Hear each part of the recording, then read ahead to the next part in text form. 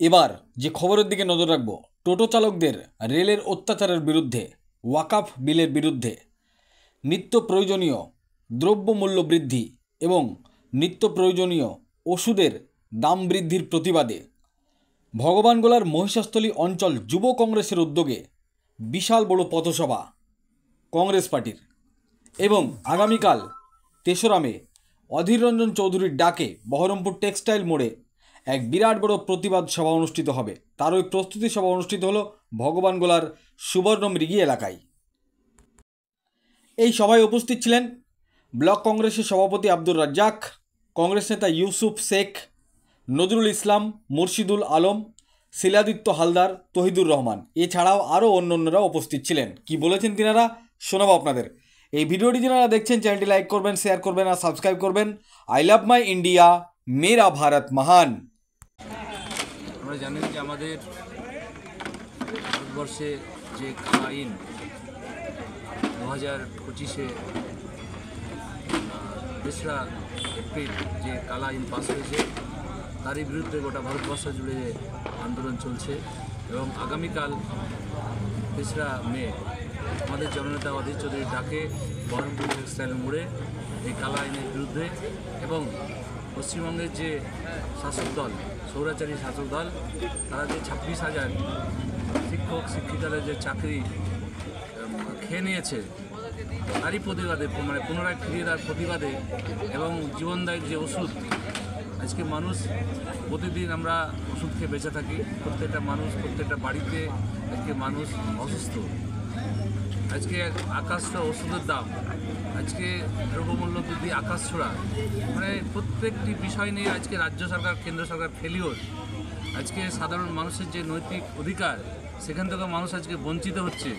আজকে যে আমাদের মুসলিমদের, বিশেষ করে মুসলিমদের যে ওয়াকফ আইন, যে আইনটা পাস করিয়েছে কেন্দ্র সরকার, তার পরিপ্রেক্ষিতে আমাদের ভারতবর্ষের জাতীয় কংগ্রেস সুপ্রিম কোর্ট করেছে। সেই সুপ্রিম কোর্টের মাধ্যমে যেন ওয়াকফ বিল আবার পুনরায় মুসলিমদের হেফাজতে আসে, ফিরিয়ে পায়, তারই বিরুদ্ধে আজকে আমাদের এই আজকে যুব কংগ্রেসের উদ্যোগে পথসভা। আপনার নাম এবং পরিচয়? আমার নাম হচ্ছে আব্দুর রাজ্জাক, ভগবান ব্লক কংগ্রেসের সভাপতি।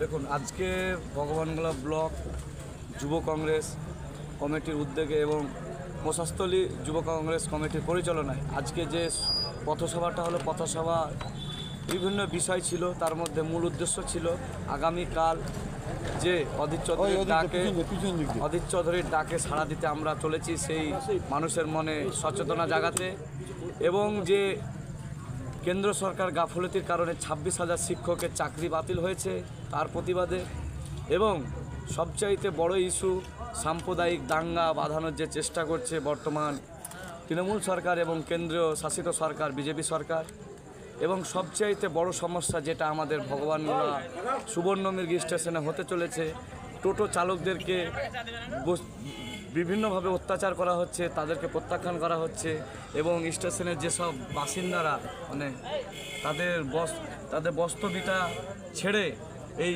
স্টেশনের সরকারি জায়গায় ঠাঁই নিয়েছিল, দীর্ঘ বছর ধরে ঠাঁই আছে, তাদেরকে আবার বস্তভিটা ছাড়তে বাধ্য করা হচ্ছে।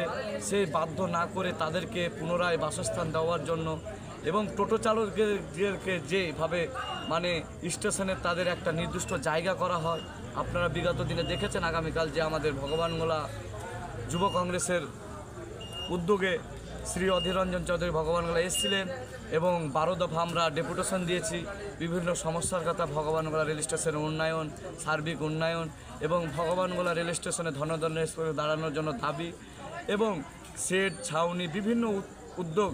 এই কর্মসূচিগুলো আমাদের ভগবানগোলা ব্লক যুব কংগ্রেস এবং ব্লক কংগ্রেসের উদ্যোগে আমাদের বিভিন্ন অঞ্চলে হচ্ছে এবং অন্যায়ের বিরুদ্ধে রুখে দাঁড়াতে, মানুষের সচেতন করতে। আপনারা হয়তো ভাববেন যে আগামী 26-এ ভোট, সেই ভোটটা কেন্দ্র কিন্তু ভুল। ভারতের জাতীয় কংগ্রেস হচ্ছে মানুষের অন্যায়ের বিরুদ্ধে লড়ার দল, তাই আমরা লড়াই করতে এসেছি শ্রী অধীর রঞ্জন চৌধুরীর নির্দেশে, ভারতের জাতীয় কংগ্রেসের নির্দেশে।